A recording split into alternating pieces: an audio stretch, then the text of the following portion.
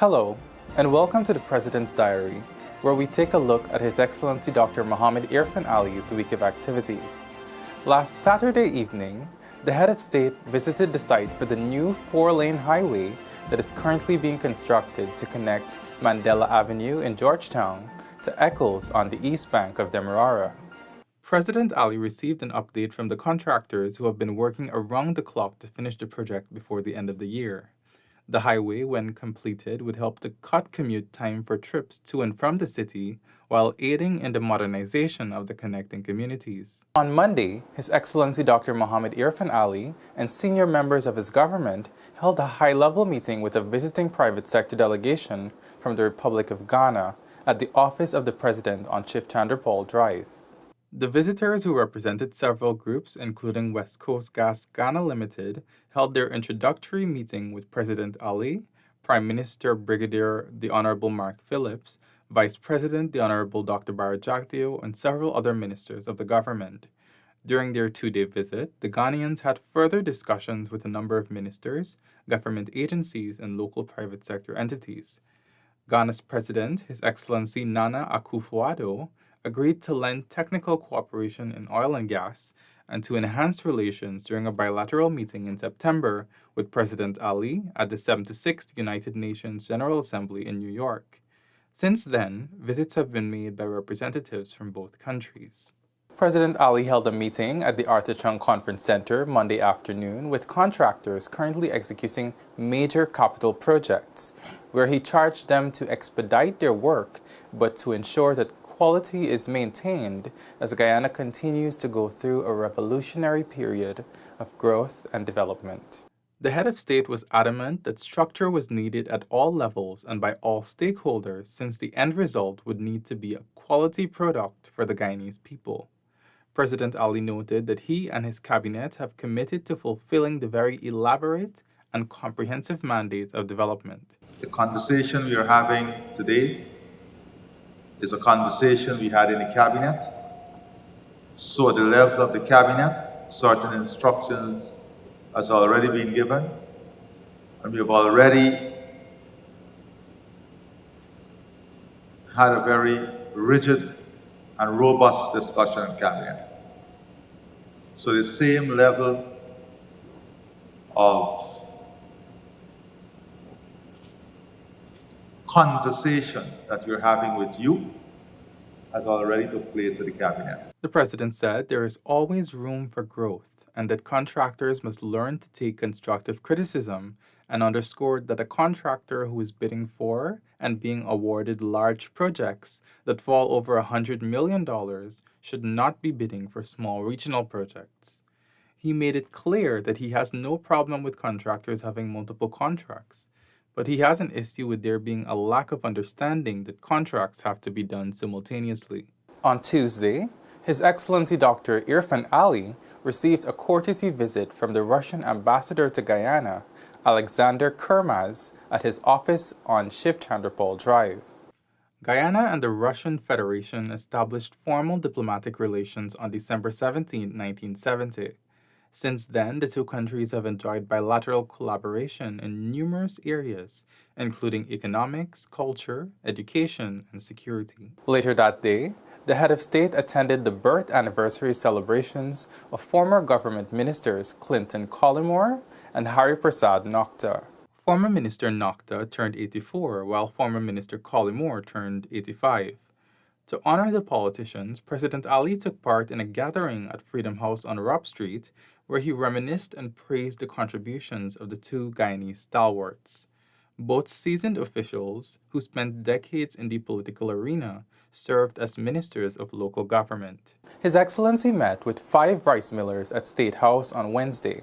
The President engaged the millers, who are from Pomeroon Supernam Region 2 and Mahaica Berbice Region 5, about issues that they're currently facing in the rice industry. Minister of Agriculture, the Honorable Zulfikar Mustafa, was also at the meeting. President Ali has been promoting Guyana's agricultural potential at the regional and global levels and has even described food production and agriculture as the country's sustainable future. Thursday afternoon saw His Excellency Dr. Irfaan Ali receiving a courtesy visit from Special Advisor at Jain deemed to be University, Dr. Vijay Jolly, at the Office of the President. Vice President Dr. Barajaglio joined the head of state for the visit, which culminated with Dr. Jolly presenting the president with a book titled Modi India Calling 2021 that features hundreds of photographs from India's Prime Minister Narendra Modi's visit to 107 countries.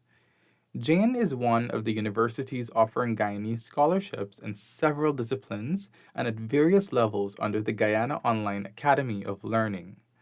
Of the 6,225 online scholarships being offered by the government of Guyana this year, over 2,600 are from Jain deemed to be University.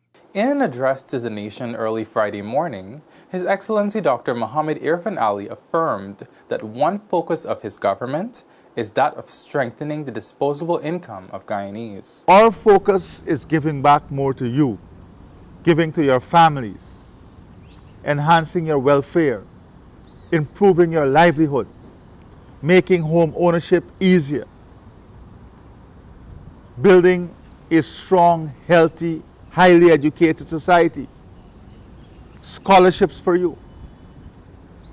In addition to the scholarship, we still have the commitment of making university education free. All of those measures we have to find resources for. So in a comprehensive way, I would say we have outdone most of, if not, the entire globe. The head of state reminded the nation too that the PPPC government's position of preserving jobs, protecting citizens against the pandemic, and safeguarding their well-being is a principle that has been adopted by countries across the globe. Already, the government has implemented a number of measures for citizens aimed at supporting Guyanese as a result of the economic shocks of the pandemic. These measures, which span across each sector in Guyana, puts back billions of dollars into the economy and into the pockets of each citizen. The head of state also appealed to the local workers' unions to take off their political hats and approach the government's announcement of a 7% increase to public servants in an unbiased position. I appeal to the union to take off their political hat. Take off their political hat and put on the hat of reality, the hat of fairness, and in a comprehensive way, they too should applaud the government.